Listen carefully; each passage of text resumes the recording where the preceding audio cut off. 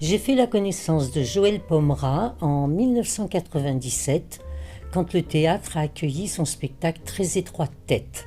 On a très vite compris que c'était un metteur en scène particulier. Alors quand en 2004, à Brétigny se joue la toute première du Petit Chaperon Rouge, vous pensez bien qu'on s'est précipité. Qu'est-ce qu'il avait bien pu nous faire de ce conte de Perrault, lui qui de toute façon retravaille d'une façon systématique tous les textes. Nous voilà partis à Brétigny pour une scolaire où il y a dans la salle de ce théâtre immense 350 gosses qui viennent voir le Petit Chaperon Rouge alors qu'ils n'en ont rien à faire.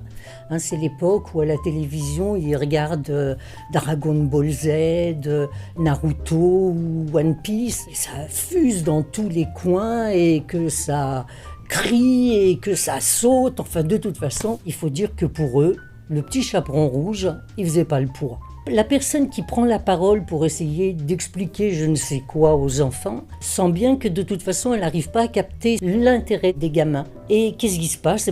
Sans le prévenir personne, il lance le spectacle. Et là, on est tous, mais tous, cueillis par la voix de Lionel Codino. Lionel, c'est un comédien qui a une voix chaude, puissante, extrêmement grave, mais qui s'entend de très très loin. Une voix qu'on reconnaît entre mille. Mais au bout de 3 mots, pof, le silence se fait dans la salle. Les gosses, ils sont captifs du spectacle, de cette voix, et nous aussi.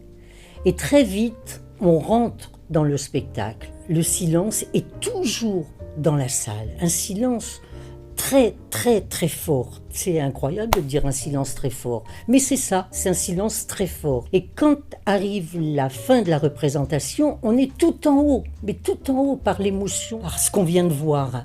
Et il faut le temps de redescendre. Et on redescend tous, on est tous en chœur là, les enfants, les adultes, l'équipe technique, on est tous au même niveau. En 1998, quand l'équipe de football de France devient championne du monde, lorsque le 3e but contre le Brésil a été marqué, la France entière s'est soulevée. On a vécu ça en 2004 dans la salle de Brétigny. C'est-à-dire qu'à la fin de la représentation, une fois que l'émotion était redescendue, il y a eu un espèce de mouvement de foule. Les gosses étaient debout, hurlaient, ils étaient tellement heureux. Et nous, on soufflait, c'était incroyable de voir ça. Là, il nous a revisité le Petit Chaperon Rouge comme on ne l'avait jamais vu.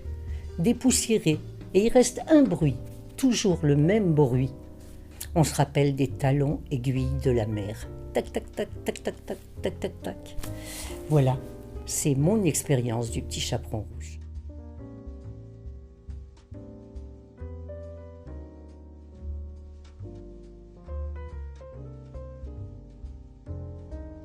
Ce que je peux souhaiter au Petit Chaperon Rouge, c'est qu'il ait le même avenir que Dragon Ball Z.